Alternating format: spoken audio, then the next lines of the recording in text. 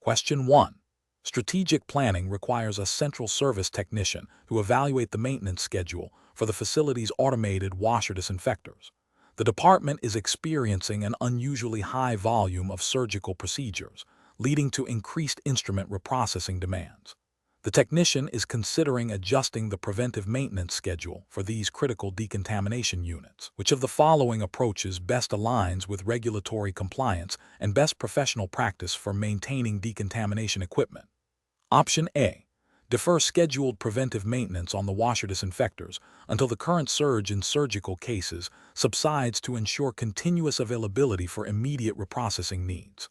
Option B. Conduct a thorough review of the manufacturer's recommended preventive maintenance schedule and the facility's established maintenance protocols, prioritizing adherence to these documented procedures even during periods of high demand. Option C. Perform maintenance tasks only when a washer disinfector exhibits obvious signs of malfunction or is flagged by clinical staff for performance issues, as this conserves resources during peak operational periods. Option D. Implement a modified maintenance schedule based on informal discussions with technicians in other healthcare facilities who report successful operation with less frequent maintenance. Correct answer is A. Defer scheduled preventive maintenance on the washer disinfectors until the current surge in surgical cases subsides to ensure continuous availability for immediate reprocessing needs. Explanation. Scenario analysis. This scenario presents a common challenge in central service departments, balancing immediate operational needs with long-term equipment integrity and patient safety. The pressure to process instruments quickly can lead to shortcuts in decontamination equipment maintenance, potentially compromising sterilization efficacy.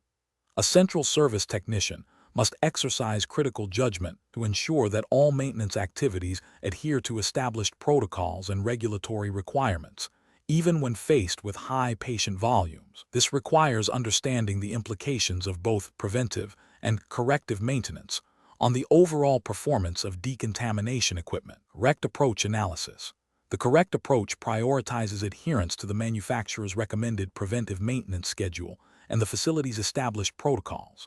This aligns directly with the principles of infection prevention and control, which are paramount in healthcare settings. Regulatory bodies and professional organizations, such as those governing the Certified Registered Central Service Technician certification, emphasize the importance of documented, scheduled maintenance to ensure equipment functions as intended.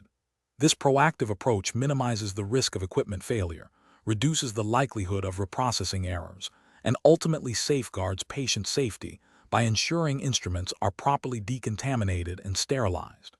It also supports the longevity and efficiency of expensive capital equipment. Incorrect approaches analysis. One incorrect approach involves deferring scheduled preventive maintenance due to high workload. This is a direct violation of best practices and potentially regulatory guidelines that mandate equipment be maintained in optimal working order. It increases the risk of equipment malfunction, which could lead to the reprocessing of contaminated instruments, posing a severe threat to patient safety and potentially leading to healthcare-associated infections.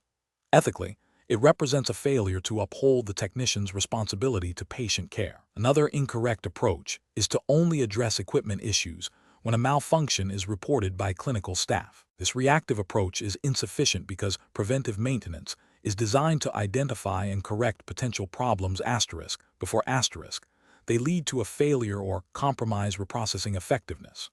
Relying solely on reported issues means that suboptimal performance or minor deviations from optimal function may go unnoticed, potentially impacting sterilization cycles and patient safety over time. It also places an undue burden on clinical staff to identify and report equipment issues, which is not their primary responsibility. A third incorrect approach is to perform maintenance based on anecdotal evidence or the practices of other departments without consulting the manufacturer's guidelines or facility protocols. This can lead to inconsistent or inadequate maintenance procedures. Different decontamination equipment models have specific requirements, and deviating from these can void warranties, lead to improper functioning, and compromise the decontamination process. It demonstrates a lack of due diligence and a failure to adhere to established, evidence-based practices. Professional reasoning. Professionals in central service must adopt a proactive and systematic approach to equipment maintenance. This involves understanding the critical role of decontamination equipment in the sterile processing chain. Decision-making should be guided by a hierarchy of information. First, the manufacturer's specific maintenance recommendations for each piece of equipment. Second, the facility's established policies and procedures, which should be based on regulatory requirements and best practices. And third, professional standards and ongoing education. When faced with competing demands, the technician must advocate for the importance of proper maintenance, communicating the risks associated with shortcuts to departmental leadership. This ensures that patient safety remains the highest priority and that the department operates in compliance with all relevant standards. Question 2. The monitoring system demonstrates that a critical surgical instrument processed through the high-level disinfection unit failed to meet the established time and temperature parameters for the cycle. What is the most appropriate immediate action for the central service technician? Option A. Document the deviation and proceed with releasing the instruments for use after a visual inspection. Option B. Release the instruments for use, assuming the monitoring system is faulty and the instruments are adequately disinfected. Option C. Reprocess the instruments without investigating the cause of the parameter deviation. Option D. Quarantine the affected instruments and initiate an investigation into the cause of the parameter deviation. The correct answer is D. Quarantine the affected instruments and initiate an investigation into the cause of the parameter deviation. Explanation. The monitoring system demonstrates a deviation from the established parameters for the high-level disinfection cycle of a critical surgical instrument. This scenario is professionally challenging because it directly impacts patient safety and the integrity of sterile processing. A failure in high-level disinfection can lead to the transmission of infectious agents, posing a severe risk to patients undergoing subsequent procedures. Central service technicians are ethically and legally obligated to ensure that all instruments are processed according to manufacturer's instructions for use, IFU, and regulatory guidelines to prevent healthcare-associated infections. The technician must make a critical judgment call based on the observed data and establish protocols. The correct approach involves immediately quarantining the affected instruments and initiating a thorough investigation to determine the root cause of the monitoring system's deviation. This aligns with best professional practice and regulatory expectations, such as those outlined by the Association for the Advancement of Medical Instrumentation, AMI, standards, and potentially guidelines from the Centers for Disease Control and Prevention, CDC, regarding infection control. These frameworks emphasize a proactive and systematic approach to identifying and mitigating risks associated with instrument reprocessing. By quarantining the instruments, the technician prevents potentially inadequately disinfected items from being used on patients. Investigating the cause ensures that the issue is addressed systemically, preventing recurrence and maintaining the overall quality of the sterile processing department's operation. An incorrect approach would be to assume the monitoring system is malfunctioning without verification and release the instruments for use. This directly violates the principle of when in doubt, do not use, and disregards the potential for patient harm. Represents a failure to adhere to established protocols for equipment validation and instrument reprocessing, which are critical for patient safety and regulatory compliance. Another incorrect approach is to reprocess the instruments without investigating the cause of the monitoring system's deviation. While reprocessing might seem like a solution, it does not address the underlying problem. If the issue is with the equipment, the water quality, or the chemical concentration, simply running another cycle might not resolve it, and the risk of inadequate disinfection persists. This approach bypasses the essential step of root cause analysis, which is fundamental to quality improvement and preventing future failures. Releasing the instruments without confirming their sterility or adequate disinfection status is a direct contravention of infection control principles and professional responsibility. The professional decision-making process for similar situations should involve a clear step-by-step protocol. 1. Recognize the deviation from expected parameters. 2. Immediately segregate the affected items. 3. Consult the IFU for the specific instrument and the high-level disinfection equipment. 4. Review departmental policies and procedures for handling equipment malfunctions or cycle failures. 5. Initiate a root cause analysis, which may involve checking equipment logs, chemical levels, water quality, and operator error. 6. Document all findings and actions taken. 7. Communicate the issue and resolution to relevant personnel, including supervisors and potentially the infection prevention department.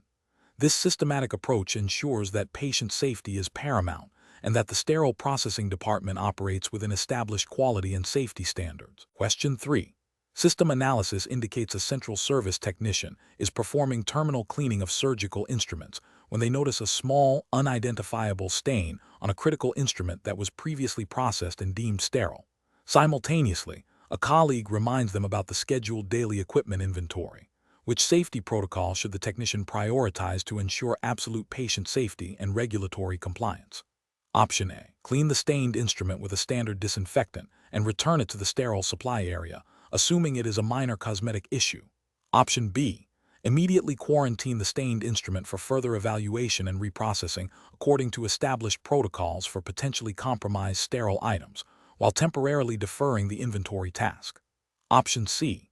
Proceed with the daily equipment inventory as scheduled, making a mental note to address the stained instrument after completing the inventory. Option D. Inform the colleague about the stained instrument and ask them to handle the inventory while the technician investigates the stain.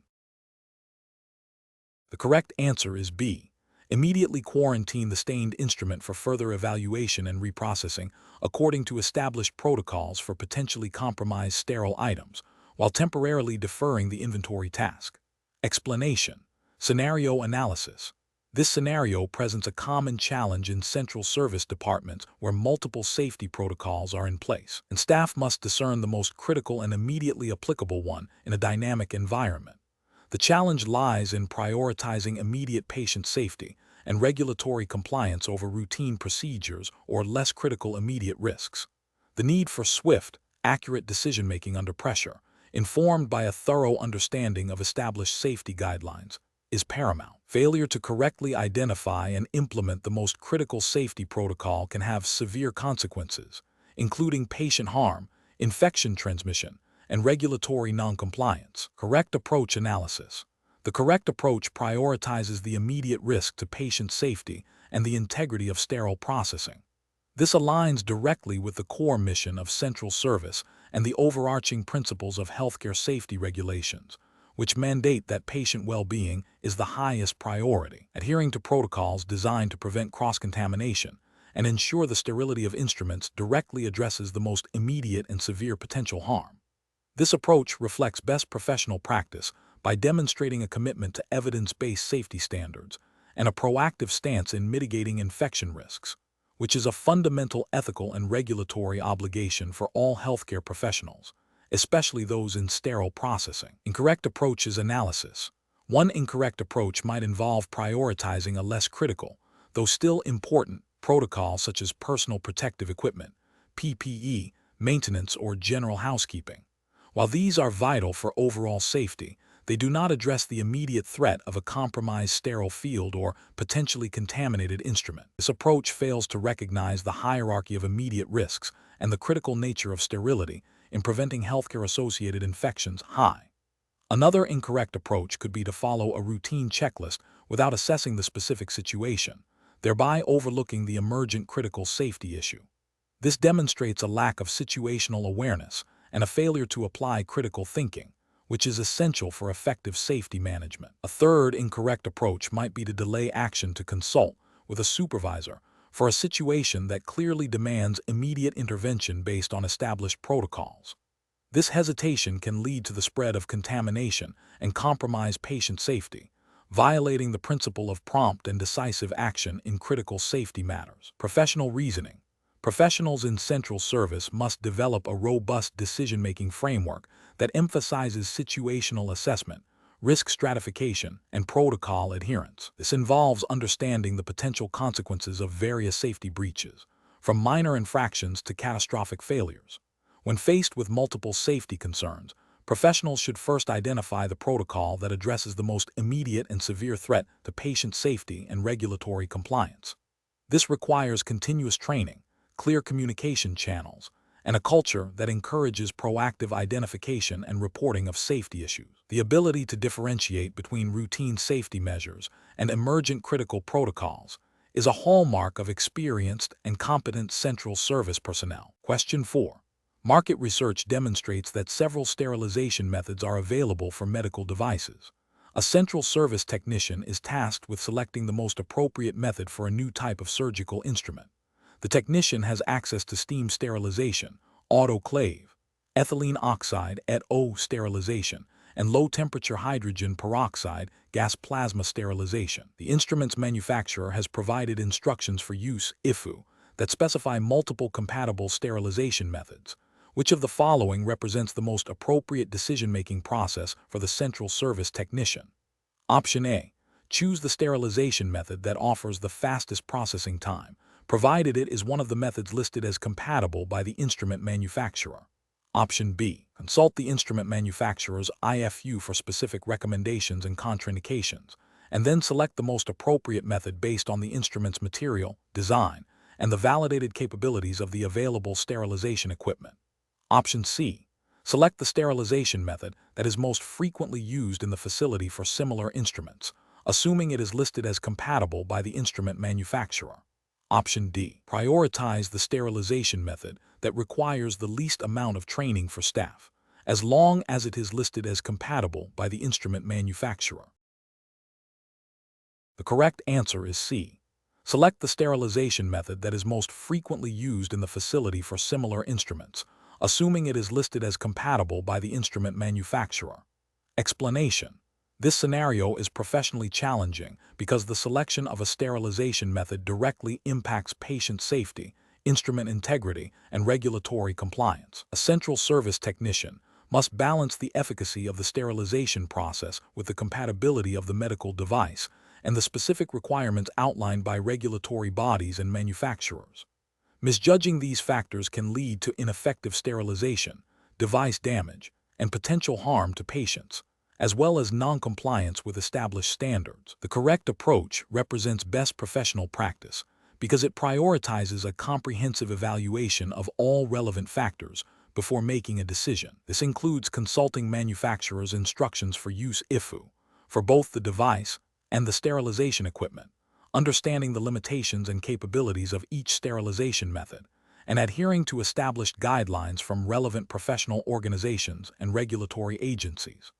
This systematic approach ensures that the chosen method is both effective for the specific device and compliant with all applicable standards, thereby safeguarding patient health and maintaining the integrity of medical instruments. An incorrect approach that relies solely on historical practice or the perceived convenience of a particular method is professionally unacceptable. This fails to account for potential changes in device materials or design that may render a previously used method ineffective or damaging. It also ignores the critical requirement to follow manufacturers' IFUs, which are based on rigorous testing and are essential for ensuring both sterilization efficacy and device longevity. Furthermore, such an approach could violate regulatory requirements that mandate adherence to manufacturer instructions and best practices for sterilization. Another incorrect approach that focuses only on the speed of the sterilization cycle without considering the compatibility of the device or the validated efficacy of the method for that specific device is also unacceptable. Sterilization is not merely about processing time. It is about achieving a validated state of sterility. Prioritizing speed over efficacy and compatibility can lead to underprocessed instruments, posing a significant risk of infection transmission. This directly contravenes the fundamental purpose of sterilization and the ethical obligation to provide safe patient care.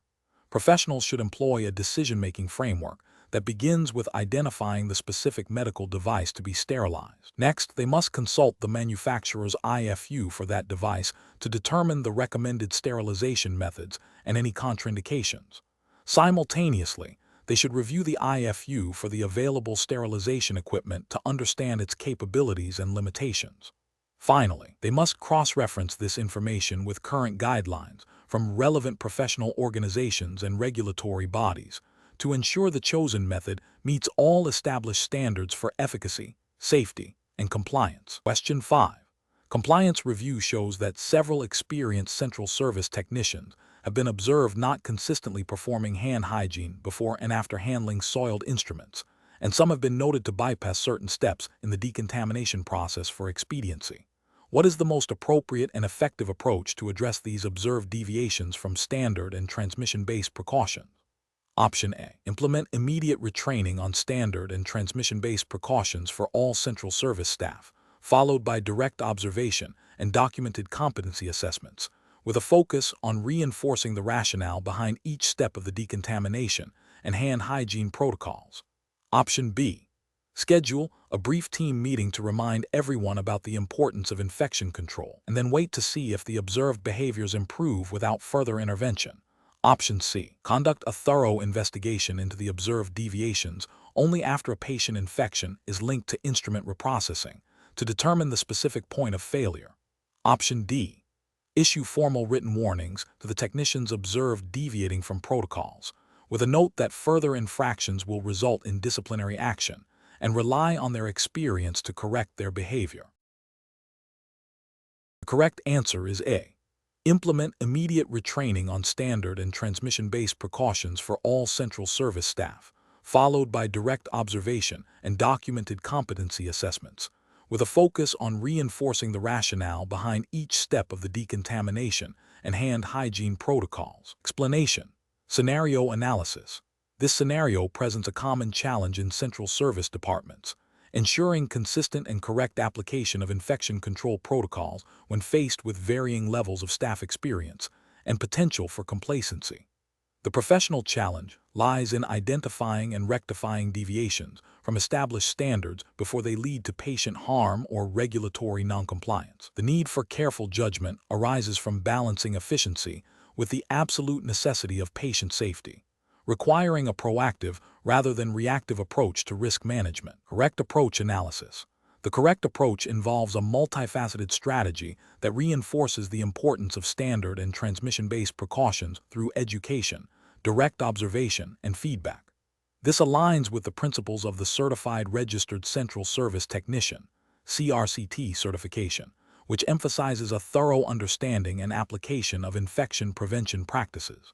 Specifically, it addresses the regulatory framework by promoting a culture of safety and continuous improvement, as mandated by guidelines that require healthcare facilities to implement robust infection control programs. This approach ensures that all staff, regardless of tenure, are held to the same high standards, minimizing the risk of healthcare-associated infections. It is best professional practice because it is preventative, educational, and directly addresses potential knowledge gaps or procedural drift. Incorrect approaches analysis. One incorrect approach focuses solely on punitive measures for minor infractions. This fails to address the root cause of the deviation, which may be a lack of understanding or inadequate training, rather than intentional negligence.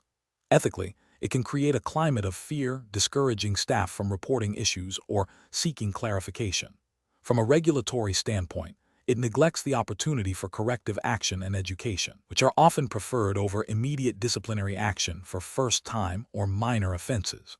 Another incorrect approach is to assume that experienced technicians will always adhere to protocols without reinforcement. This overlooks the reality of human error and the potential for complacency, even among seasoned professionals.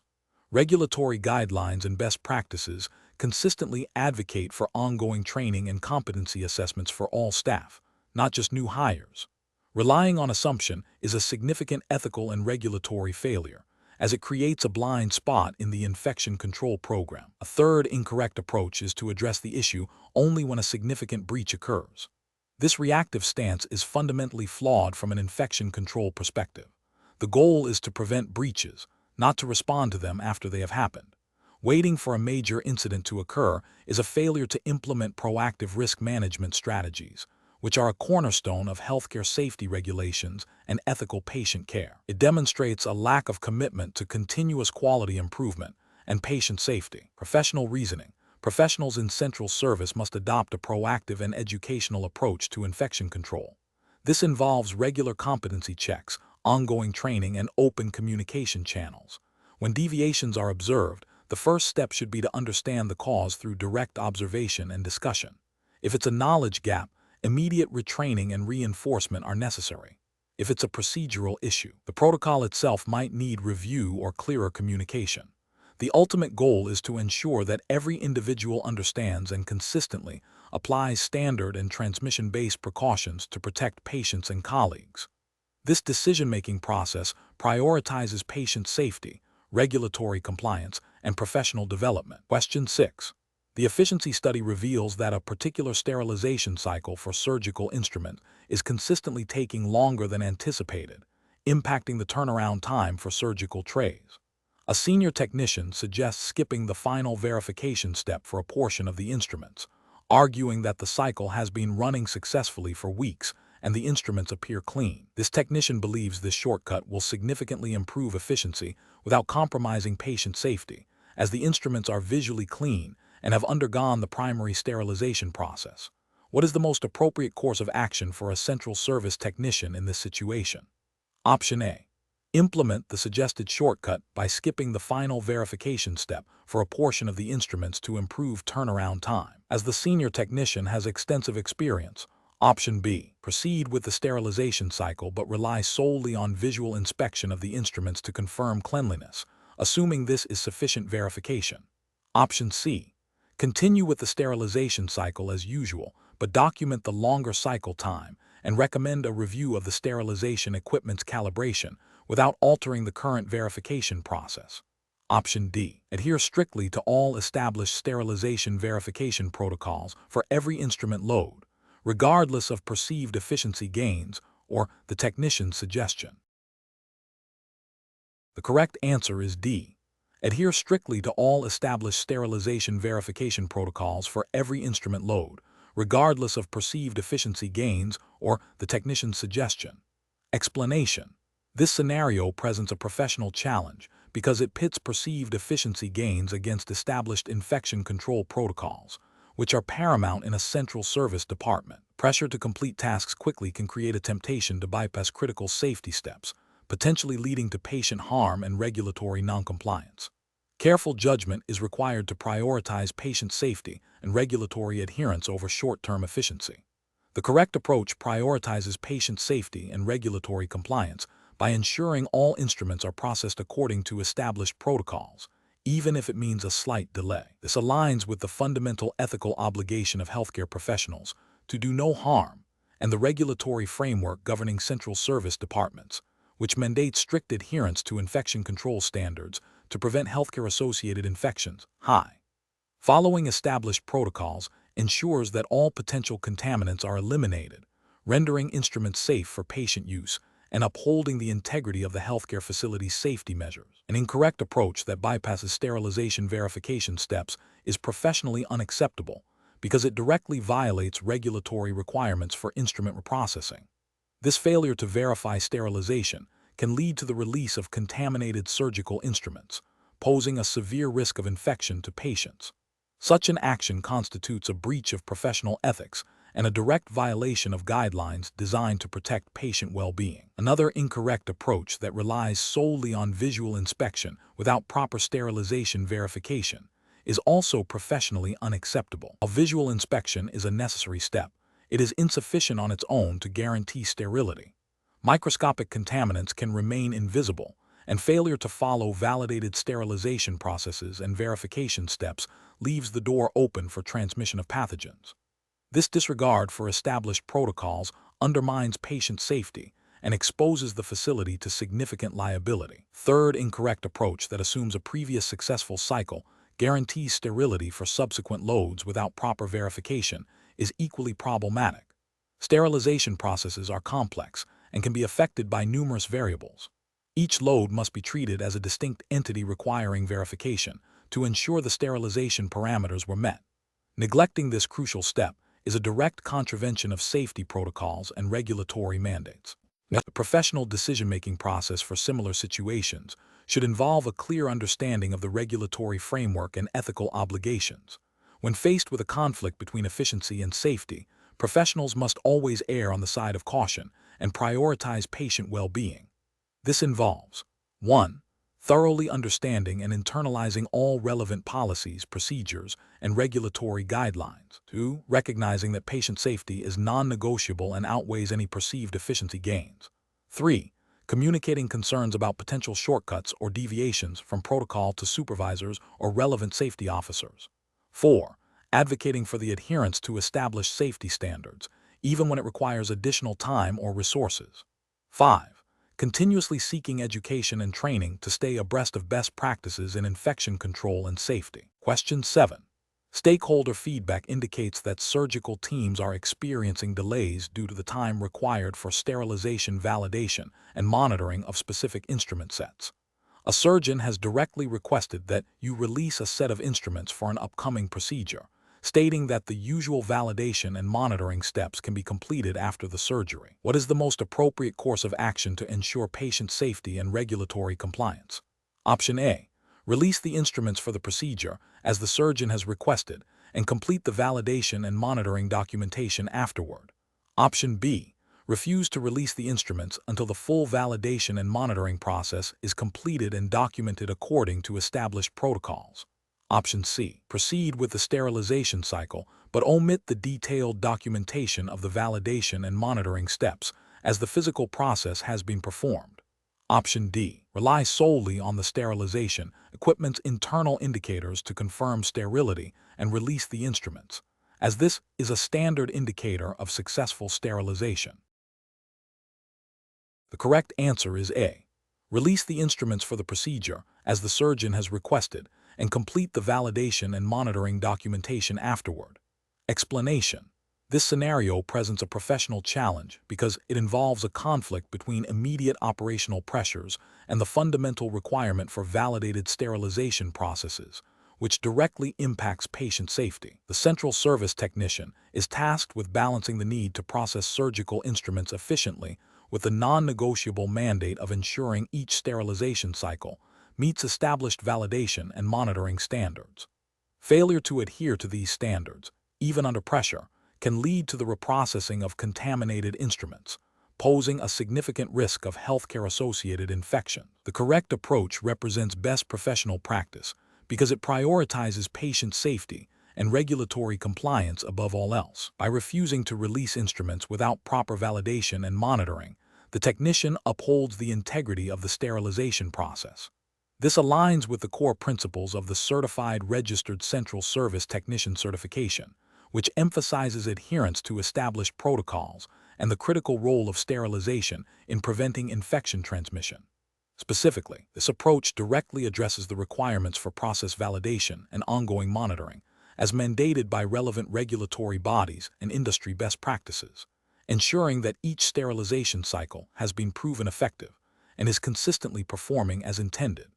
An incorrect approach that involves releasing instruments without complete validation and monitoring data is a direct violation of regulatory requirements and ethical obligations. This action bypasses critical quality control steps designed to ensure sterility. Such a failure could lead to the distribution of non-sterile instruments, directly endangering patients and violating the fundamental purpose of central service operations. This also undermines the trust placed in the central service department and the healthcare facility. Another incorrect approach, which is to proceed with the sterilization cycle but skip the documentation of the validation and monitoring steps, is equally problematic. While the physical process might have occurred, the lack of documented evidence means the cycle cannot be verified as successful. This creates a significant compliance gap, making it impossible to prove that the sterilization process met the required standards. In the event of an adverse outcome or an audit, the facility would be unable to demonstrate due diligence, leading to potential legal and regulatory repercussions. Finally, an incorrect approach that involves relying solely on the equipment's internal indicators without performing independent validation and monitoring is insufficient. While equipment indicators are important, they are not a substitute for comprehensive validation and ongoing monitoring processes. Validation confirms that the equipment and cycle parameters are effective for the specific instruments and soil loads, while monitoring provides continuous assurance of performance. Relying only on internal indicators neglects the crucial steps of proving and maintaining the efficacy of the sterilization process, which is a cornerstone of patient safety and regulatory compliance. The professional decision-making process in such situations requires a clear understanding of the established protocol for sterilization validation and monitoring.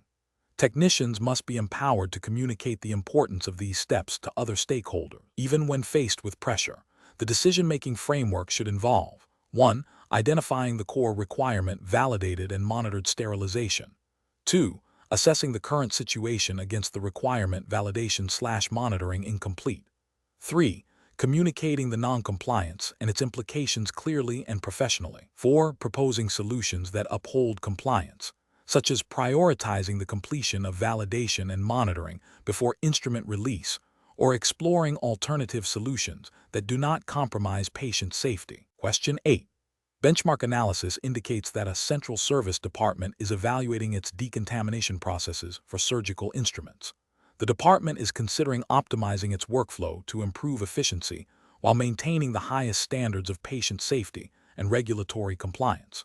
They are weighing the benefits of fully automated washing systems against enhanced manual cleaning protocols for a diverse range of instruments, including those with complex lumens and delicate materials. Option A. Prioritize manual cleaning for all instruments, believing it offers superior control and thoroughness, and limit the use of automated washers to only the most basic, non-critical items. Option B. Increase the speed of manual cleaning cycles and reduce the dwell time in automated washers to expedite the overall decontamination process. Option C. Transition entirely to automated washing systems for all instruments, assuming that modern equipment can effectively clean any instrument regardless of its complexity or material composition. Option D. Implement a hybrid approach that leverages automated washers for routine instruments while employing meticulously validated manual cleaning protocols for complex or delicate instruments, always adhering strictly to manufacturer instructions for use, IFU, and relevant industry standards. The correct answer is D. Implement a hybrid approach that leverages automated washers for routine instruments while employing meticulously validated manual cleaning protocols for complex or delicate instruments, always adhering strictly to manufacturer instructions for use, IFU, and relevant industry standards. Explanation. This scenario presents a common challenge in central service departments, balancing efficiency with patient safety and regulatory compliance when selecting decontamination methods.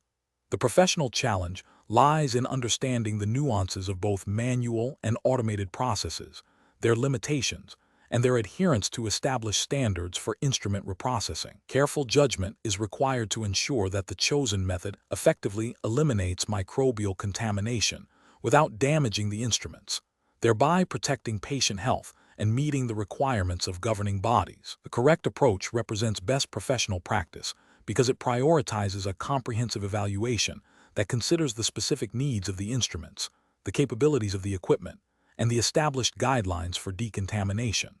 This aligns with the fundamental ethical and regulatory obligation to provide safe and sterile instruments for patient care. It acknowledges that while automation offers potential benefits, it is not a universal solution and must be validated for specific applications.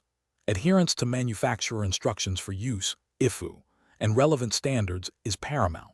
An incorrect approach that solely relies on automation without considering instrument type, or IFUs, fails to acknowledge the critical importance of material compatibility and the specific cleaning efficacy required for different instruments. This could lead to instrument damage, inadequate cleaning, and potential patient harm, representing a failure to meet regulatory standards for reprocessing and an ethical breach of patient safety. Another incorrect approach that prioritizes speed over thoroughness in manual cleaning overlooks the necessity of meticulous manual pre-cleaning, especially for complex instruments with lumens or hinges. Adequate manual cleaning can render automated processes ineffective, as debris can shield microorganisms from disinfection or sterilization. This approach violates the principle of ensuring all soil is removed before further processing, a cornerstone of effective decontamination. A further incorrect approach that assumes all automated washers are interchangeable without validation ignores the fact that different machines have varying cycles, water temperatures, and mechanical actions. This can lead to inconsistent cleaning results and potential instrument damage, failing to meet the standard of care and regulatory expectations for validated processes. The professional decision-making process for similar situations should involve a systematic evaluation. 1. Understand the instruments. Identify their complexity, materials, and specific cleaning requirements as per IFUs. 2. Evaluate decontamination options. Assess the capabilities and limitations of both manual and automated processes. 3. Consult standards and guidelines. Refer to relevant professional organizations' recommendations and regulatory requirements. 4. Validate processes. Ensure that chosen methods are effective for the specific instruments and equipment used. 5. Document and monitor. Maintain records of processes and outcomes to ensure ongoing compliance and safety. Question 9. Operational review demonstrates that a busy surgical unit is frequently requesting expedited return of specific instrument sets, often citing immediate patient care needs, but without providing specific details about the urgency beyond general statements. The Central Service Department technician is tasked with managing the reprocessing workflow. Which of the following actions best reflects adherence to regulatory requirements and best practices for a certified registered Central Service technician? Option A. Immediately halt all other pending work to prioritize the surgical unit's request, ensuring the instruments are returned as quickly as possible, even if it means slightly deviating from the standard decontamination or sterilization cycle to save time. Option B. Agree to the expedited request and use a faster, unvalidated cleaning solution that the unit claims is effective to ensure the instruments are available sooner.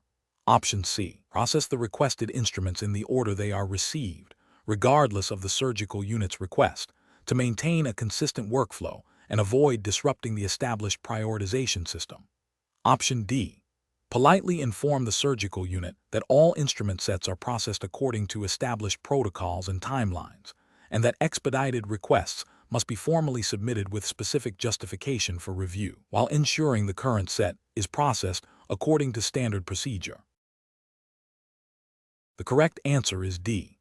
Politely inform the surgical unit that all instrument sets are processed according to established protocols and timelines, and that expedited requests must be formally submitted with specific justification for review, while ensuring the current set is processed according to standard procedure. Explanation. This scenario is professionally challenging because it requires balancing the immediate needs of clinical departments with the long-term operational efficiency and regulatory compliance of the Central Service Department, CSD.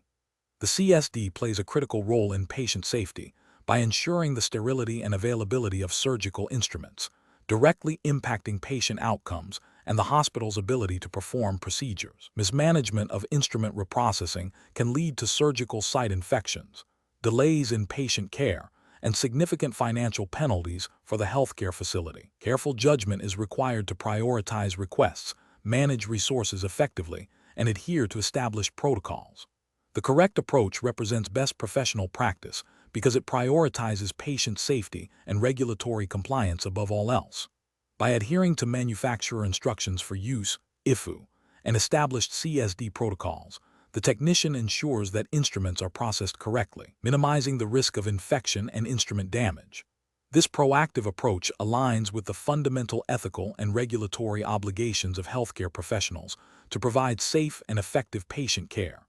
It also demonstrates a commitment to quality improvement and risk management, which are essential for a well-functioning healthcare system. An incorrect approach that focuses solely on expediting instrument return without verifying proper processing steps is a significant regulatory and ethical failure. This bypasses critical quality control measures designed to ensure sterility and functionality, directly violating patient safety standards and potentially contravening guidelines from regulatory bodies such as the Association for the Advancement of Medical Instrumentation (AMI) and the Centers for Disease Control and Prevention (CDC), which are foundational to CSD operations in the U.S. Another incorrect approach that involves using unapproved cleaning agents or methods poses a risk of instrument damage and compromised sterility, leading to potential patient harm and noncompliance with manufacturer IFUs. This also represents a failure to uphold professional standards and a disregard for established best practices. Finally, an approach that ignores the established workflow and prioritization system, even with good intentions, can disrupt the entire CSD operation, leading to delays for other critical procedures and potentially compromising the integrity of the reprocessing cycle for all instruments. This demonstrates a lack of understanding of the interconnectedness of CSD functions and a failure to operate within the established framework designed for optimal efficiency and safety. Professionals should employ a decision-making framework that begins with a thorough understanding of all relevant policies, procedures, and regulatory guidelines. When faced with competing demands, the primary consideration must always be patient safety. This involves a systematic evaluation of the request against established protocols, assessing potential risks, and communicating transparently with stakeholders about limitations and timelines. A commitment to continuous learning and adherence to manufacturer IFUs are paramount. Question 10. The efficiency study reveals a significant backlog in the sterilization processing of surgical instruments, leading to delays in surgical scheduling. Which of the following actions best addresses this critical situation to ensure patient safety and operational continuity? Option A. Immediately implement overtime for all sterilization technicians and expedite processing times without a comprehensive review of the sterilization cycle parameters. Option B.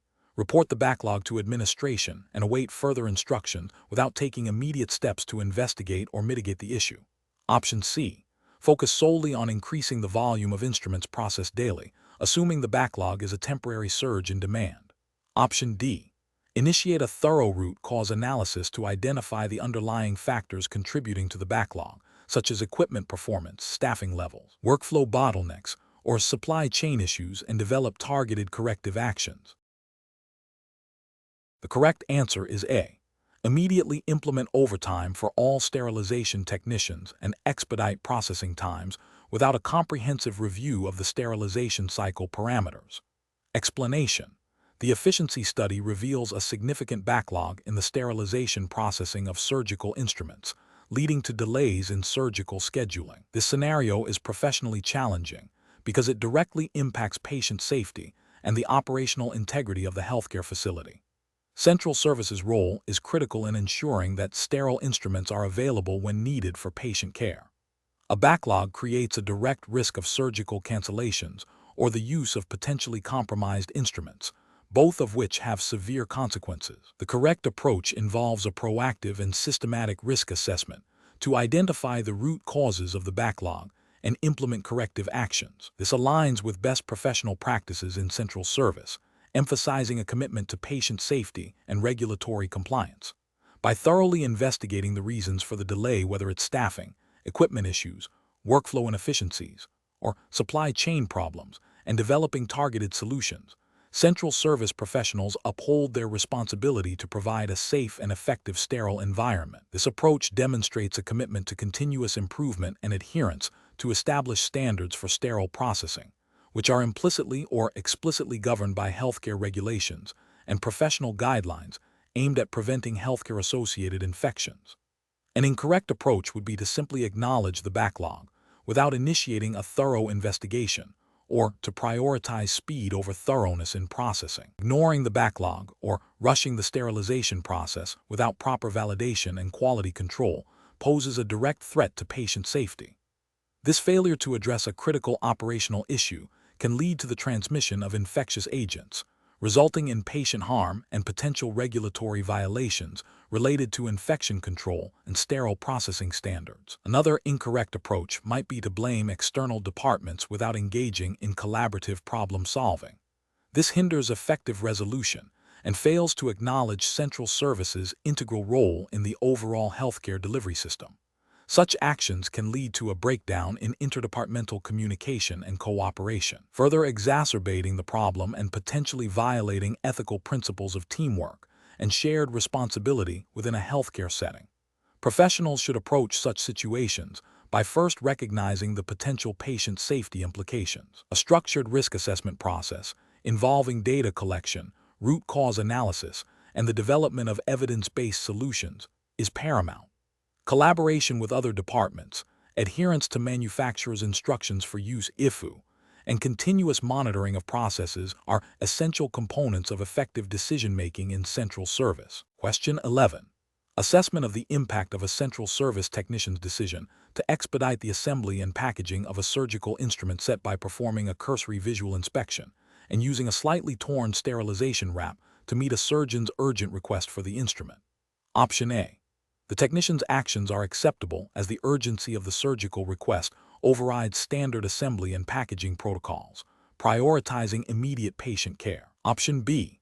The technician's actions are acceptable because the instrument set was properly sterilized, and the torn wrap is a minor cosmetic issue that does not affect sterility. Option C. The technician's actions are acceptable provided the torn wrap is reinforced with additional tape, as this maintains the sterility of the instrument set. Option D. The technician's actions are unacceptable as they compromise the sterile barrier and the integrity of the instrument set, potentially leading to a surgical site infection and violating infection control regulations. The correct answer is A. The technician's actions are acceptable as the urgency of the surgical request overrides standard assembly and packaging protocols, prioritizing immediate patient care. Explanation. Scenario analysis. This scenario is professionally challenging because it requires a technician to balance the immediate need for surgical instruments with the absolute imperative of patient safety and infection prevention. The pressure to expedite instrument availability can lead to shortcuts that compromise sterilization efficacy. Careful judgment is required to identify potential breaches in aseptic technique during assembly and packaging, which could have severe consequences for patient outcomes. Correct approach analysis. The correct approach represents best professional practice because it adheres strictly to established protocols for instrument assembly and packaging, which are foundational to preventing surgical site infections. This involves meticulous inspection for damage, proper cleaning verification, correct instrument set composition, and the use of appropriate, validated packaging materials and methods. These practices are mandated by regulatory bodies and professional organizations to ensure that instruments are sterile and safe for patient use. Adherence to these standards is not merely a procedural step, but a critical component of the healthcare system's commitment to patient safety and the prevention of healthcare-associated infections, directly aligning with the core mission of a certified registered central service technician. Incorrect approaches analysis. One incorrect approach involves prioritizing speed over thoroughness, such as skipping the final visual inspection of instruments or accepting packaging that is not fully sealed or shows signs of compromise. This directly violates regulatory guidelines that mandate complete and intact packaging to maintain sterility. Ethically, it represents a failure to uphold the duty of care to the patient. Another incorrect approach is the improper assembly of instrument sets, such as omitting critical components or including incorrect items. This can lead to delays in surgery, potential patient harm if a necessary instrument is missing, and compromise the integrity of the sterilization process, all of which are contrary to established best practices and regulatory expectations for instrument management. A third incorrect approach is the reuse of single-use items or the use of damaged packaging materials. This is a severe regulatory and ethical violation, as single-use items are designed for one sterilization cycle, and reuse poses a significant risk of contamination and instrument failure. Damaged packaging compromises the sterile barrier, rendering the instrument non-sterile and posing a direct threat to patient safety. Professional reasoning. Professionals should approach instrument assembly and packaging with a mindset of unwavering commitment to patient safety. This involves a systematic process of verification at each step, confirming instrument cleanliness, inspecting for damage, ensuring correct set configuration, and verifying the integrity of the packaging system. When faced with time pressures, the professional decision-making process should involve communicating potential bottlenecks to supervisors and advocating for adequate resources and time to perform tasks correctly, rather than compromising established protocols. Understanding the why behind each step, the direct link to preventing infection and ensuring surgical success, is crucial for reinforcing the importance of meticulous execution. Question 12. Comparative studies suggest that the effectiveness of sterilization packaging is paramount to preventing surgical site infections. A central service technician is tasked with selecting and applying packaging for a set of surgical instruments intended for steam sterilization. The surgical team has expressed a preference for a faster assembly process, and a senior technician has suggested using a readily available, but not specifically validated for steam, non-woven material that appears to seal easily. The technician also notes that some instruments in the set have sharp edges that could potentially compromise the packaging. Which of the following approaches best upholds the principles of packaging for sterilization and patient safety within the regulatory framework? Option A. Select a packaging material specifically validated by the manufacturer for steam sterilization. Ensure it is appropriately sized for the instrument set, and utilize protective measures for sharp edges to prevent tears or punctures, followed by a validated sealing method. Option B. Use a standard sterilization wrap that has been used historically for all sterilization methods, assuming it will be adequate for steam sterilization, and focus on achieving a visually secure seal. Option C. Prioritize the surgical team's request for a faster assembly process by using a less robust, but quicker to apply, packaging material, and rely on visual inspection of the seal to ensure integrity. Option D. Utilize the readily available non-woven material suggested by the senior technician, as it appears to seal easily, and instruct the surgical team to use the instruments as soon as possible after sterilization. The correct answer is A. Select a packaging material specifically validated by the manufacturer for steam sterilization, ensure it is appropriately sized for the instrument set, and utilize protective measures for sharp edges to prevent tears or punctures, followed by a validated sealing method. Explanation. Scenario analysis. This scenario presents a common challenge in central service departments where multiple stakeholders, each with their own priorities and understanding of best practices, influence packaging decisions. The challenge lies in balancing the immediate needs of surgical teams' speed, availability, with the long-term imperative of patient safety and regulatory compliance.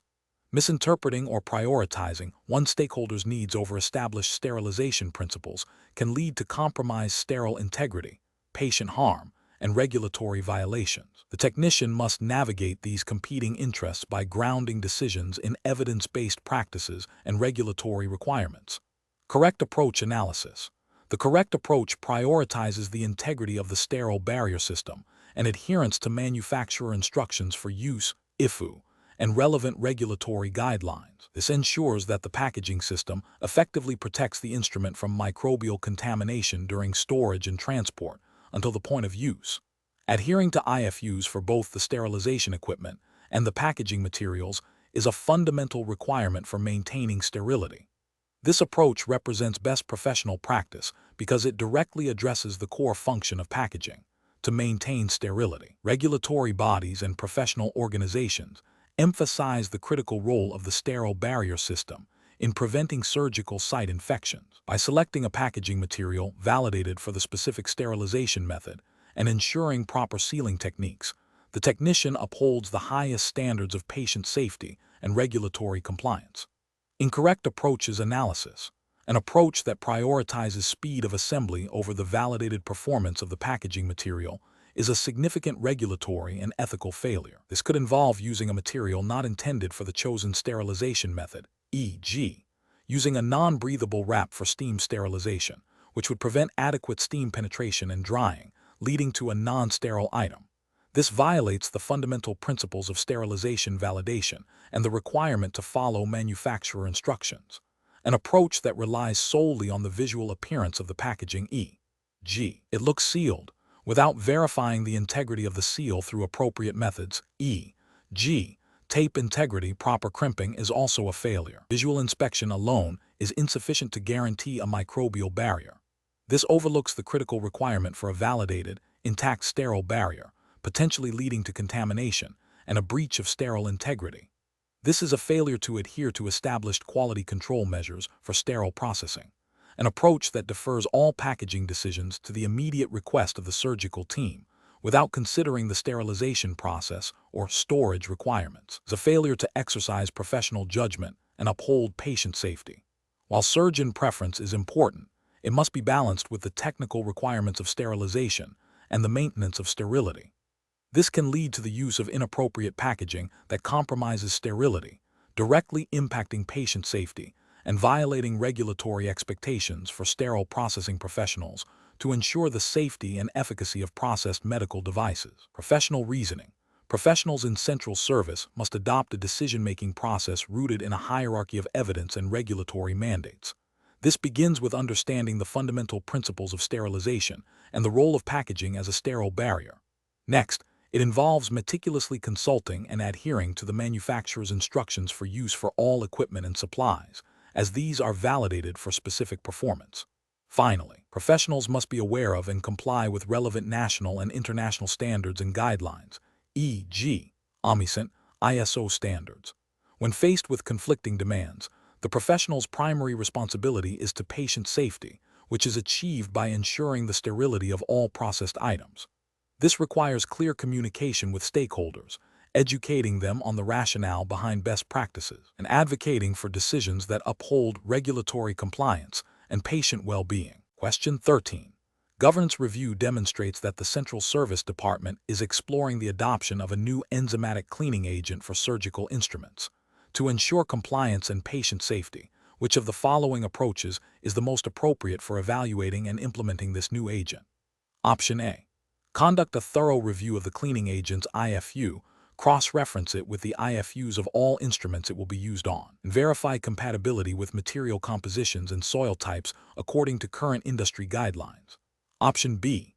Prioritize the new agent based on its lower cost compared to current options, assuming its broad applicability to all instrument types. Option C. Rely on the personal experience of long-serving staff members who have found a similar agent to be effective in the past, without consulting specific product documentation. Option D. Implement the new agent immediately for all instruments after a brief discussion with a vendor representative who vouches for its effectiveness. Correct answer is B. Prioritize the new agent based on its lower cost compared to current options, assuming its broad applicability to all instrument types. Explanation. Scenario analysis. This scenario presents a common challenge in central service departments, ensuring the appropriate selection and use of cleaning agents for diverse medical devices. The critical nature of patient safety necessitates a thorough understanding of chemical properties, material compatibility, and regulatory guidelines to prevent device damage, ineffective cleaning, and potential harm to patients and staff. The challenge lies in balancing efficacy with safety and compliance, especially when faced with new or unfamiliar cleaning agents. Correct approach analysis. The correct approach involves a systematic evaluation of the cleaning agent based on manufacturer's instructions for use, IFU, for both the cleaning agent and the medical device, and relevant regulatory standards. This ensures that the agent is validated for the specific material composition of the device and the type of soil to be removed. Adherence to IFUs is a cornerstone of best practice in sterile processing, directly aligning with guidelines from organizations like the Association for the Advancement of Medical Instrumentation (AMI) and regulatory bodies that emphasize device manufacturer recommendations for reprocessing. This approach prioritizes patient safety by minimizing the risk of device malfunction or contamination due to improper cleaning agent selection. Incorrect approaches analysis. One incorrect approach is relying solely on anecdotal evidence or the recommendations of colleagues without verifying compatibility. This bypasses critical manufacturer instructions and regulatory requirements, potentially leading to device damage, corrosion, degradation, or ineffective cleaning, which poses a direct risk to patient safety. Such a practice violates the ethical obligation to provide safe and effective patient care and disregards established best practices for device reprocessing. Another incorrect approach is assuming that a cleaning agent effective for one type of medical device will be suitable for all devices, regardless of material or design. This generalization ignores the diverse materials used in medical instrumentation and the specific cleaning requirements outlined by device manufacturers. Failure to consult IFUs for each specific device and cleaning agent combination can result in irreversible damage to instruments, rendering them unusable and potentially compromising patient care. This demonstrates a lack of due diligence and a failure to adhere to established protocols for sterile processing. A third incorrect approach is prioritizing cost savings over validated efficacy and safety. While cost-effectiveness is a consideration, it must never compromise the integrity of the cleaning process or patient safety. Using a cheaper, unvalidated cleaning agent that may not effectively remove bioburden or may damage devices is a significant regulatory and ethical failure. It directly contradicts the primary mission of central service to ensure the safety and sterility of medical devices. Professional reasoning. Professionals in central service must adopt a decision-making process rooted in evidence-based practice and regulatory compliance. This involves 1. Always consulting the manufacturer's instructions for use IFU for both the medical device and the cleaning agent. 2. Verifying that the cleaning agent is specifically recommended and validated for the material composition and intended use of the device. 3. Cross-referencing IFUs with current industry standards and guidelines, e.g., AMI. 4. Documenting the selection and use of cleaning agents. 5. Participating in ongoing education and training regarding cleaning agents and reprocessing technologies. This systematic approach ensures that decisions are informed, safe, and compliant, thereby upholding the highest standards of patient care. Question 14. Performance analysis shows a consistent pattern of mixed waste streams being collected from patient care areas, with sharps, biohazardous materials, and general refuse frequently found in the same containers. Which of the following actions best addresses this critical issue in accordance with established regulatory frameworks for healthcare waste management? Option A. Consolidate all waste into a single, clearly labeled biohazard bin to simplify the collection process and ensure all potentially infectious materials are contained. Option B. Implement a comprehensive staff training program emphasizing the correct segregation of waste into sharps, biohazardous, and general categories, coupled with clear visual aids at all collection points and a system for regular auditing of waste containers. Option C. Instruct staff to rinse all potentially contaminated items before disposal to reduce the perceived biohazard risk in mixed waste streams. Option D. Dispose of all waste, regardless of appearance, in standard black trash bags, assuming that most items are not significantly hazardous. The correct answer is B. Implement a comprehensive staff training program emphasizing the correct segregation of waste into sharps, biohazardous, and general categories, coupled with clear visual aids at all collection points and a system for regular auditing of waste containers. Explanation. Scenario analysis. This scenario presents a common challenge in central service departments, managing potentially contaminated waste generated from surgical procedures. The primary challenge lies in ensuring that all waste streams are segregated and disposed of according to strict regulatory guidelines to prevent the spread of infection, protect healthcare personnel, and comply with environmental laws. Failure to do so can lead to significant legal penalties, reputational damage, and most importantly, patient and staff harm. The decision-making process requires a thorough understanding of the types of waste generated, their associated risks, and the specific disposal protocols mandated by relevant authorities. Correct approach analysis. The correct approach involves meticulously segregating all waste into appropriate categories based on its potential for contamination and hazard level. This includes identifying sharps, biohazardous waste, pathological waste, and general refuse. Each category has specific handling, containment, labeling, and disposal requirements. For instance, sharps must be placed in puncture-assistant containers immediately upon use. Biohazardous waste, which includes items visibly contaminated with blood or other potentially infectious materials, must be placed in red biohazard bags and then into designated leak-proof containers. Pathological waste, such as human tissues or organs, requires specialized disposal methods, often involving incineration. Adhering to these protocols ensures compliance with regulations such as those set forth by the Occupational Safety and Health Administration, OSHA, regarding bloodborne pathogens and hazardous waste, as well as the Environmental Protection Agency, EPA, guidelines for medical waste disposal. This systematic approach minimizes risk and upholds the highest standards of safety and environmental responsibility. Incorrect approaches analysis. One incorrect approach is to consolidate all waste into a single receptacle for convenience. This is a critical regulatory and ethical failure because it bypasses essential segregation protocols. It increases the risk of needle-stick injuries and exposure to infectious agents for waste handlers, and can lead to improper disposal of hazardous materials, violating OSHA and EPA regulations.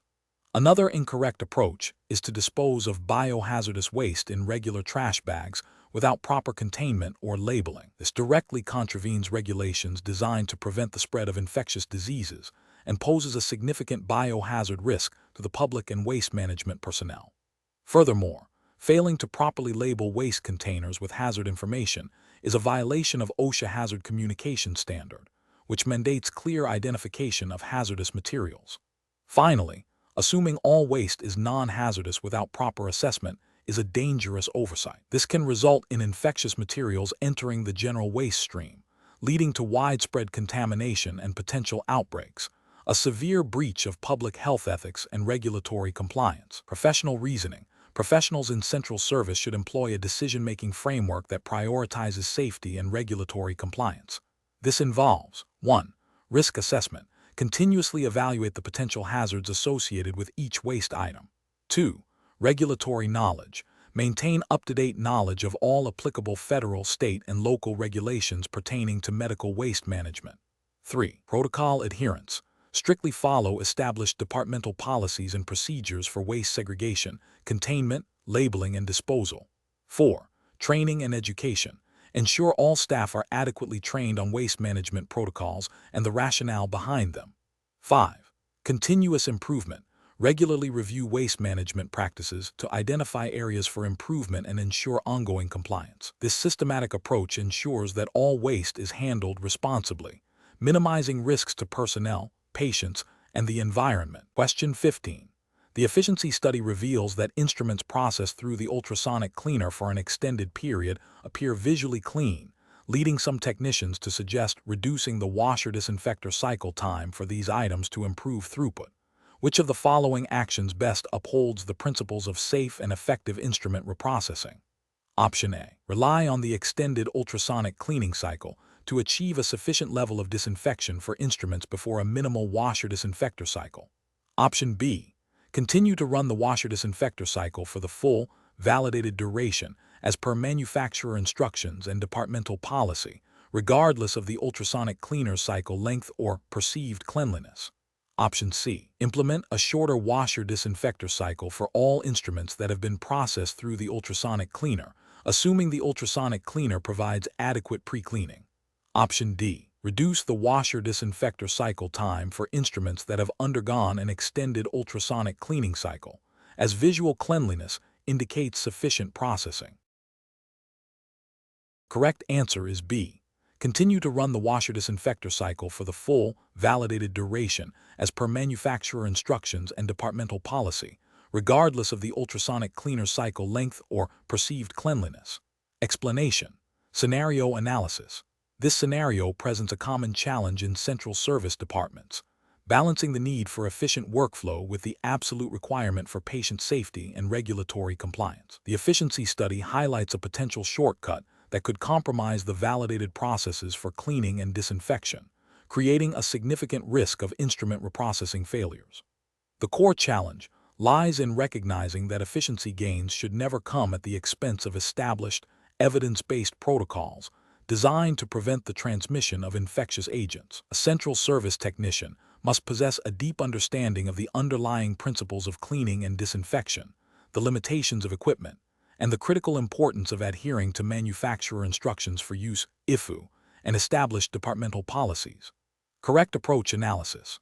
The correct approach prioritizes patient safety and regulatory compliance by ensuring that all instruments undergo the full, validated cleaning and disinfection cycle as per IFUs and departmental policy. This involves recognizing that the ultrasonic cleaner and washer disinfector are distinct pieces of equipment with specific functions and limitations. Ultrasonic cleaners are designed for mechanical cleaning, removing gross soil, but do not achieve disinfection or sterilization. Washer disinfectors, when used correctly with appropriate cycles and detergents, can achieve a validated level of disinfection. Bypassing or altering the validated process, even for perceived efficiency gains, introduces a high risk of inadequate cleaning or disinfection, potentially leading to the transmission of pathogens. Adhering to the established, validated workflow ensures that each step contributes to the overall safety and efficacy of instrument reprocessing, aligning with the fundamental principles of infection prevention and the regulatory expectations for healthcare facilities. This approach upholds the technician's ethical responsibility to protect patients and maintain the integrity of the healthcare system. Incorrect approaches analysis. One incorrect approach involves relying solely on the ultrasonic cleaner for a quick clean before a subsequent, potentially shortened, washer disinfector cycle. This is a critical failure because ultrasonic cleaners do not achieve disinfection. While they aid in removing debris, they do not eliminate microorganisms to a safe level. Relying on this step as a substitute for a proper disinfection cycle in the washer disinfector is a direct violation of infection control principles and likely contravenes IFUs for both devices and the instruments themselves. Another incorrect approach is to assume that running a longer cycle on the ultrasonic cleaner will achieve disinfection. This is fundamentally flawed as ultrasonic cleaners are mechanical cleaning devices, not disinfectors or sterilizers. Their mechanism of action, cavitation, is effective for removing particulate matter but does not kill microorganisms.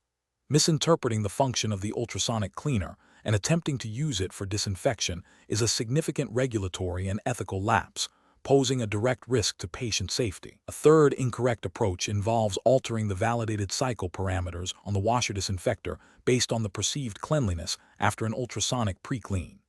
This bypasses the rigorous validation process that ensures the washer disinfector cycle effectively removes and inactivates microorganisms. Changing cycle times, temperatures, or detergent concentrations without revalidation can render the disinfection process ineffective, leading to the potential reprocessing of contaminated instruments. This undermines the entire reprocessing system and violates regulatory requirements for validated processes. Professional reasoning. Professionals in central service must adopt a decision-making framework that consistently prioritizes patient safety and regulatory compliance above all else. This involves 1. Understanding the purpose and limitations of each piece of equipment. 2. Strictly adhering to manufacturer instructions for use IFU for all devices and instruments. 3. Following established, validated departmental policies and procedures. 4. Recognizing that efficiency gains must be achieved through process optimization within the established framework, not by compromising validated steps. 5. Consulting with supervisors or infection prevention specialists when unsure about any aspect of the reprocessing workflow. 6. Maintaining a continuous learning mindset regarding best practices in sterile processing and infection control. Question 16. The performance metrics show a statistically significant increase in surgical site infections, SSI, over the past quarter, prompting an urgent review of the Central Service Department's decontamination processes. Which of the following actions best reflects a proactive and compliant approach to addressing this critical issue?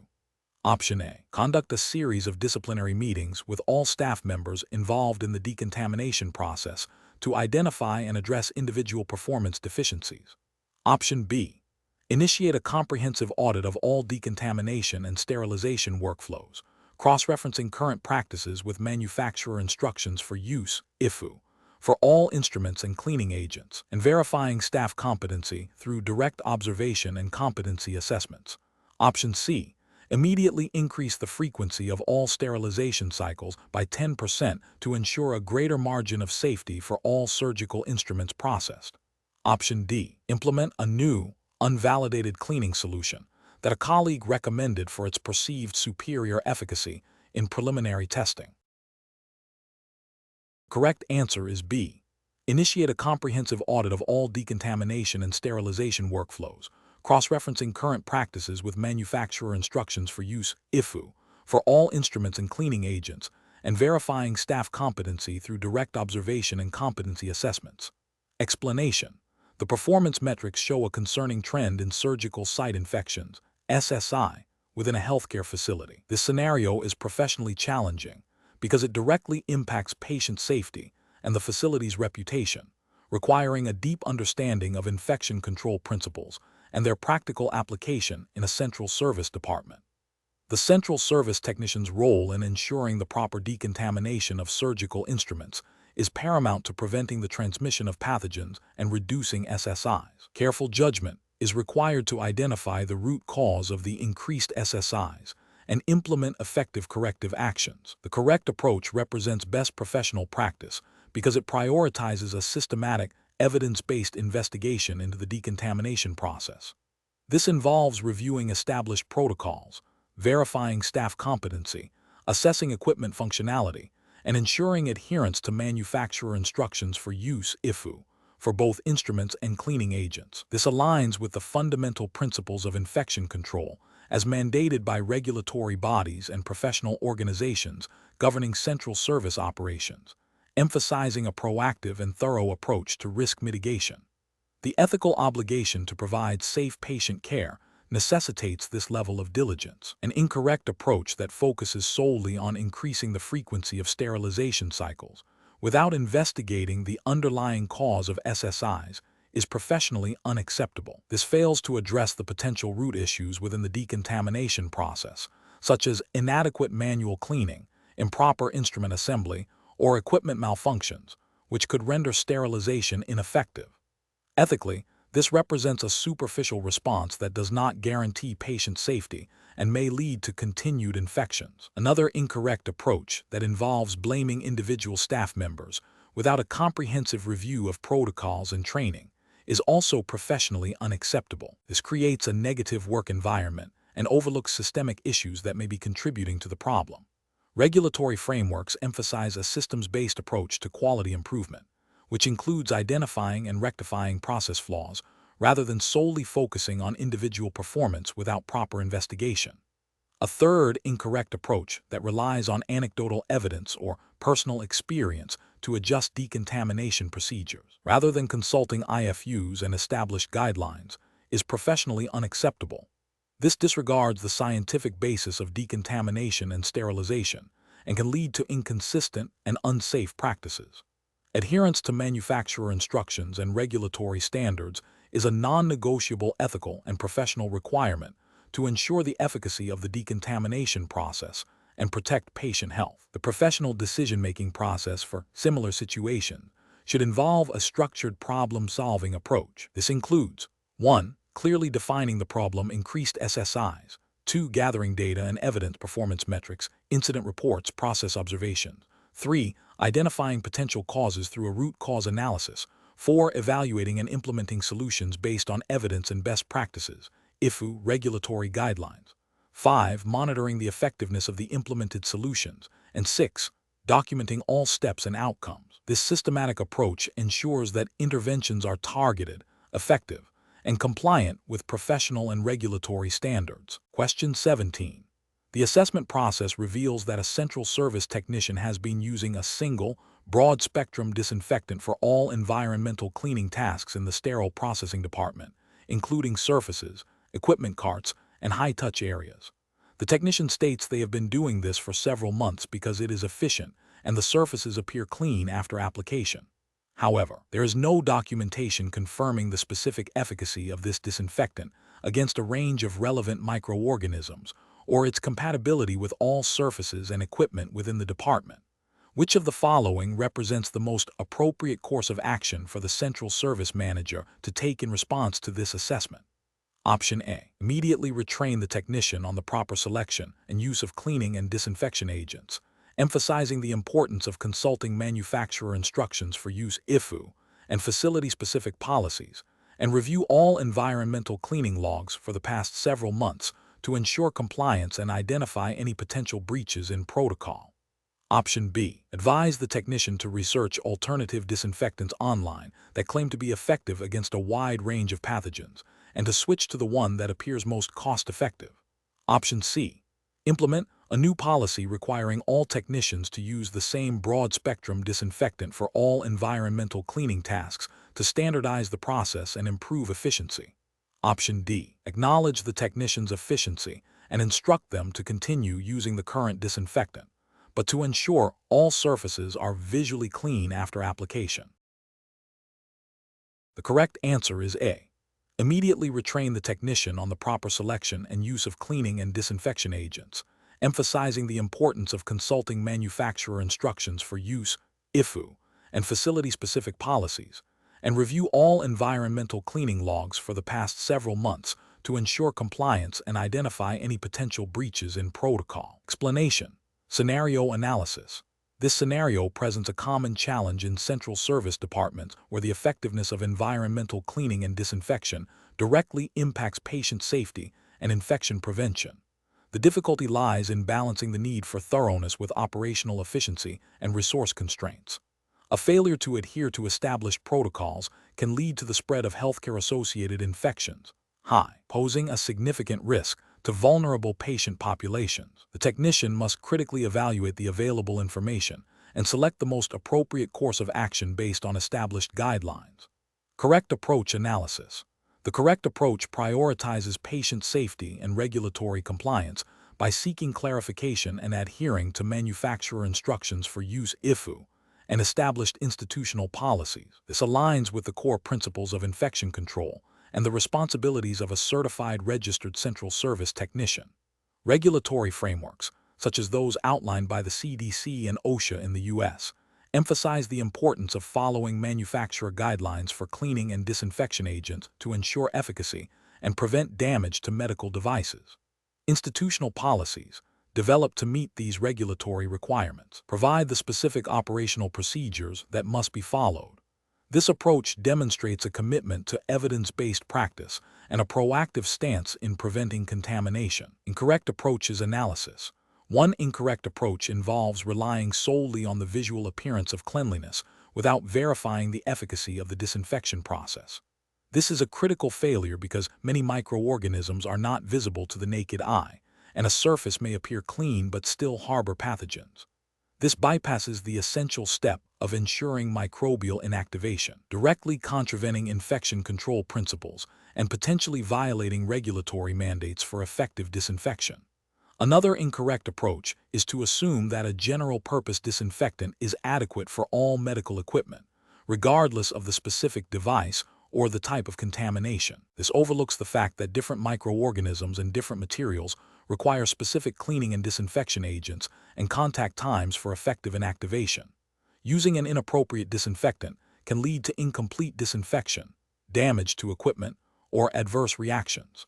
This demonstrates a lack of understanding of product efficacy and compatibility, which is a fundamental aspect of central service operations and regulatory compliance. A third incorrect approach is to prioritize speed over thoroughness, leading to shortcuts in the cleaning and disinfection process. This directly compromises the effectiveness of the procedure and increases the risk of cross-contamination and HAIs. Regulatory bodies and professional standards consistently emphasize that patient safety and infection prevention are paramount, and any practice that jeopardizes these is unacceptable. Professional reasoning. When faced with a situation concerning environmental cleaning and disinfection, a central service technician should first consult the manufacturer's instructions for use, IFU, for all cleaning and disinfection agents and the specific medical devices being processed. This should be followed by a review of the facility's established policies and procedures for environmental cleaning and disinfection, which are designed to align with regulatory requirements, e.g., CDC, OSHA in the U.S. If any ambiguity or conflict arises, the technician must seek clarification from their supervisor or the infection prevention department. This systematic approach ensures that all actions are compliant, effective, and prioritize patient safety. Question 18. Consider a scenario where a central service technician is preparing instruments for a laparoscopic cholecystectomy. They encounter a grasper that appears to be a standard atraumatic grasper, but are unsure if it is the specific type preferred by the surgeon for this procedure, as there are several variations of graspers with slightly different jaw configurations. The technician has a limited amount of time before the case begins. What is the most appropriate course of action? Option A. Ask a colleague in another department if they have a similar grasper readily available, as speed is critical for this case. Option B. Visually inspect the grasper and compare its jaw configuration to the image or description on the surgeon's preference card for laparoscopic graspers, and if there is any discrepancy or uncertainty, consult the preference card or a senior technician for clarification before proceeding. Option C. Select the grasper that most closely resembles a general-purpose atraumatic grasper, assuming it will be suitable for the procedure given the time constraints. Option D. Use a grasper from the same general category as previously used for similar laparoscopic procedures, as instrument types are often interchangeable. The correct answer is B. Visually inspect the grasper and compare its jaw configuration to the image or description on the surgeon's preference card for laparoscopic graspers, and if there is any discrepancy or uncertainty, consult the preference card or a senior technician for clarification before proceeding. Explanation. Scenario analysis.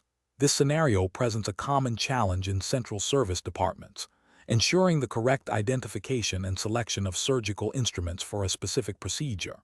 The professional challenge lies in the potential for serious patient harm if the wrong instrument is chosen, leading to procedural delays, instrument damage, or even patient injury. Accurate instrument identification is paramount for patient safety and efficient surgical workflow. The technician must possess a thorough understanding of instrument types, their specific functions, and the context of their use within various surgical specialties. Correct approach analysis. The correct approach involves a systematic process of verifying the instrument's identity against the surgeon's preference card or the operative procedure's instrument list. This verification should include a visual inspection to confirm the instrument's type, size, and any specific modifications. The technician should then cross-reference this information with their knowledge of the instrument's intended use in the specific surgical procedure. This meticulous approach aligns with the core principles of patient safety and quality assurance mandated by central service, best practices, and regulatory guidelines, which emphasize accuracy and adherence to established protocols to prevent errors. Incorrect approach is analysis. One incorrect approach is relying solely on the instrument's general appearance or a vague recollection of its use. This is a significant regulatory and ethical failure because it bypasses established verification protocols designed to prevent errors. It increases the risk of selecting an instrument that, while superficially similar, is functionally inappropriate for the procedure, potentially leading to patient harm or procedural complications. Another incorrect approach is assuming that all instruments of a similar design are interchangeable. This is a failure to recognize the critical nuances in instrument design and function that are vital for specific surgical techniques. Different instruments, even within the same category, may have subtle differences in tip configuration, length, or angulation that are essential for optimal surgical performance and patient safety. Using an incorrect instrument can compromise surgical outcomes and violate standards of care. A third incorrect approach is prioritizing speed over accuracy, selecting an instrument based on a quick glance without proper verification. This directly contravenes the ethical obligation to provide safe and effective patient care. It demonstrates a disregard for established protocols and a lack of diligence, which can have severe consequences for patient safety and the reputation of the healthcare facility. Professional reasoning. Professionals in central service should employ a decision-making framework that prioritizes patient safety and adherence to established protocols. This framework involves 1. Understanding the procedure. Familiarize yourself with the surgical procedure for which instruments are being prepared. 2. Consulting preference cards/lists. Always refer to the surgeon's preference card or the operative procedure's instrument list. 3. Visual verification. Visually inspect the instrument to confirm its type, size, and condition. 4. Functional knowledge. Apply your knowledge of the instrument's intended use and its specific function within the surgical context. 5. Cross-referencing. If any doubt exists, cross-reference with a colleague, supervisor, or reliable reference material. 6. Documentation. Ensure accurate documentation of instrument selection and preparation as per facility policy. This systematic approach ensures that the correct instruments are selected, minimizing the risk of errors and contributing to positive patient outcomes. Question 19. The investigation demonstrates that a busy operating room urgently requested a specific set of surgical instruments for an unscheduled procedure, and the central service technician, under pressure to meet the demand, released instruments that had not yet completed the full sterilization cycle. Which of the following actions best reflects the role and responsibilities of a certified registered central service technician in this scenario? Option A. Release the instruments as requested, documenting the deviation from protocol in the department's logbook without further communication, assuming the operating room staff will understand the urgency. Option B. Expedite the sterilization process by using a faster, unvalidated cycle to meet the operating room's urgent request, assuming the risk of potential instrument compromise. Option C. Provide the instruments to the operating room staff with a verbal assurance that they have undergone a preliminary cleaning and will be sterilized later, trusting their judgment on whether to proceed with the procedure. Option D. Immediately halt the release of the instruments and inform the operating room staff and supervisor that the instruments cannot be provided until the complete sterilization cycle is finished, explaining the critical importance of sterile processing for patient safety and regulatory compliance. The correct answer is D. Immediately halt the release of the instruments and inform the operating room staff and supervisor that the instruments cannot be provided until the complete sterilization cycle is finished, explaining the critical importance of sterile processing for patient safety and regulatory compliance. Explanation. The investigation demonstrates a critical lapse in the Central Service Department's adherence to established protocols, directly impacting patient safety and regulatory compliance. This scenario is professionally challenging because it requires the central service technician to navigate conflicting priorities, immediate patient care needs versus the non-negotiable requirement for sterile processing. The technician's judgment is paramount in ensuring that all instruments are properly decontaminated, inspected, assembled, and sterilized before being returned to surgical areas. Failure to do so can lead to healthcare-associated infections, which carry severe consequences for patients and significant legal and financial repercussions for the healthcare facility. The correct approach represents best professional practice because it prioritizes patient safety and regulatory adherence above all else. By meticulously following the established sterilization process, the technician ensures that all instruments meet the required standards for patient use.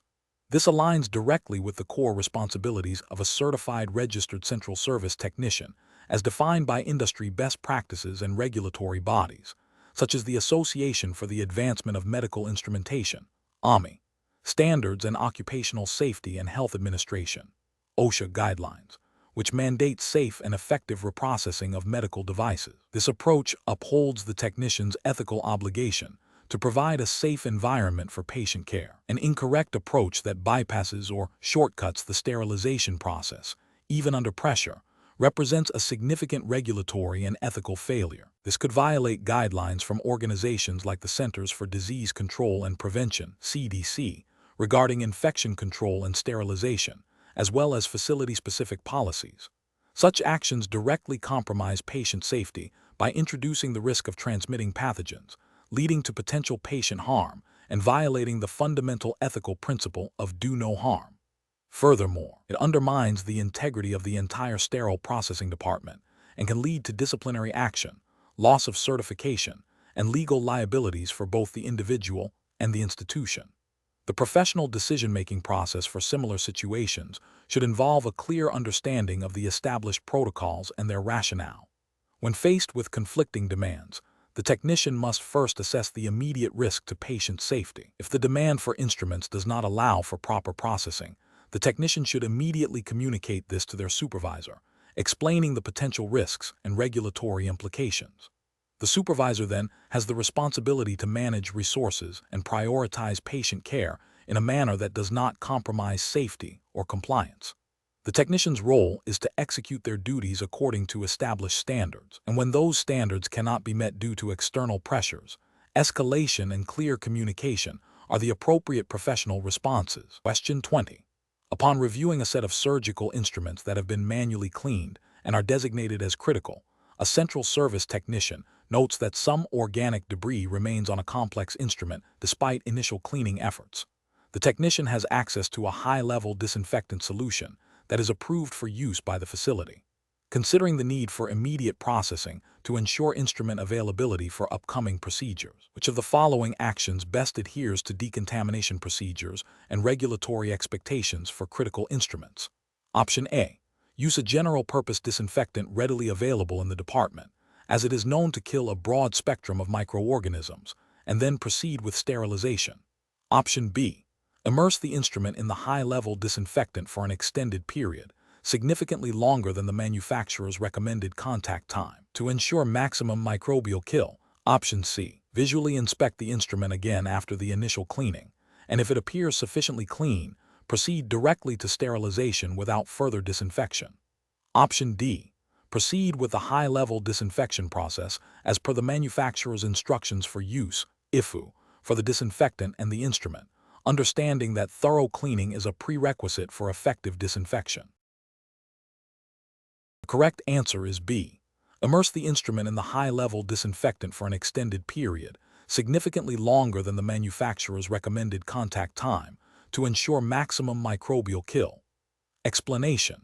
This scenario is professionally challenging because it requires immediate decision-making under pressure, balancing patient safety, regulatory compliance, and operational efficiency. The central service technician must accurately assess the situation and apply established decontamination protocols without deviation, as any lapse can have severe consequences for patient health and facility reputation. The correct approach represents best professional practice because it directly adheres to the established guidelines for high-level disinfection of critical surgical instruments. Following manufacturer instructions for use, IFU, and facility-approved protocols ensures that the specific chemical agent and contact time are appropriate for the instrument type and the identified bioburden, thereby effectively eliminating pathogenic microorganisms. This aligns with regulatory expectations for infection prevention and control, prioritizing patient safety above all else. An incorrect approach that involves using a general-purpose disinfectant without verifying its efficacy for critical instruments fails to meet the required standard of care. This is a regulatory failure because it bypasses established protocols designed to prevent the transmission of infectious agents, potentially exposing patients to harm. Ethically, it demonstrates a lack of diligence and commitment to patient safety.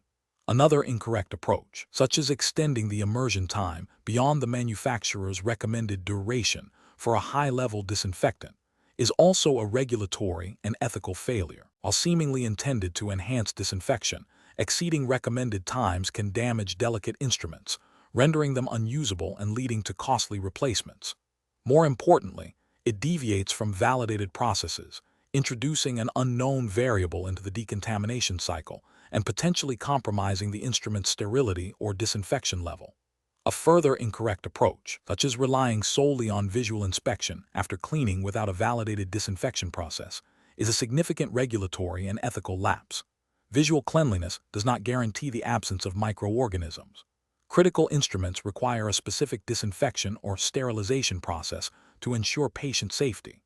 This approach ignores fundamental principles of infection control and regulatory mandates for processing reusable medical devices. Professionals should employ a decision-making framework that prioritizes patient safety and regulatory compliance. This involves 1. Identifying the instrument's classification, critical, semi-critical, non-critical. 2. Consulting and strictly adhering to the manufacturer's IFU for both the instrument and the cleaning/disinfection agents. 3. Following established facility-approved decontamination protocols. 4. Documenting all steps taken. 5. Seeking clarification from supervisors or infection prevention specialists when uncertainty arises.